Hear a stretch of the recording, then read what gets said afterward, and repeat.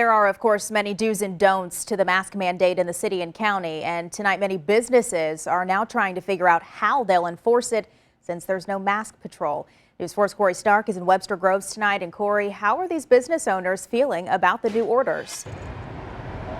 Well, Sam, tonight I talked to the owner here at Olive and Oak in Webster. This is their first night back open to dine-in customers since they were forced to close because of the beginning of the pandemic.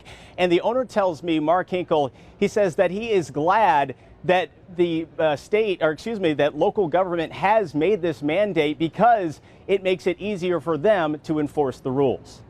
A packed patio at Olive and Oak. Feels great. I mean, it's definitely a very different opening. I've had the opportunity to open a lot of restaurants in my time, and this is by far the strangest. The inside of the restaurant is not open yet, but when it does. Certainly when people are going in the building, we're asking that they wear masks, and we provide them if they don't have them.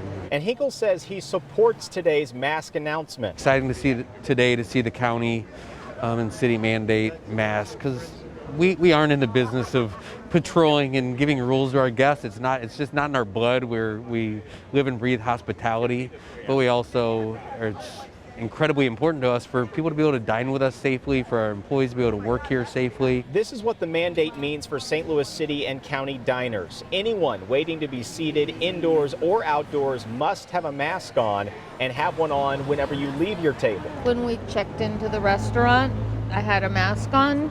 I had a mask on when the server first came to see us. Pretty small sacrifice to make, easy, not that hard, and it can go a long way to make sure that we don't go the way of other cities that are really struggling with this. And some feel strongly against people who don't wear a face covering. I view it as a hostile act. Opinions seem to be strong on both sides, but Hinkle thinks wearing one will help his and other businesses. It's really just going to take all of us doing our part. A lot of little things I think are what's gonna help slow this down and help us get back to normal sooner.